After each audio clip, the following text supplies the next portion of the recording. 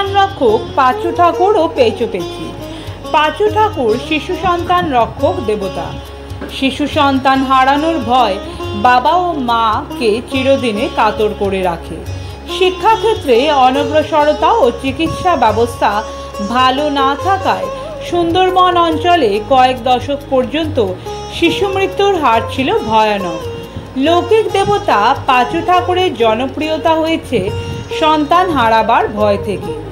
গৃহস্থের বাসস্থান থেকে কিছু দূরে পুকুর অথবা খালের পাড়ে তালগাছ বটগাছ তলায় উন্মুক্ত স্থানে পাঁচু ঠাকুরের উপাসনা ক্ষেত্র বলে চিহ্নিত হয়।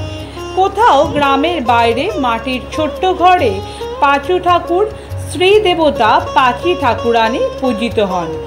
অনেক মা আছেন যারা শারীরিক কারণে বারবার মৃত সন্তান প্রসব করেন। এই মায়েরা পাঁচু ঠাকুরের স্থানে পুজো দেন।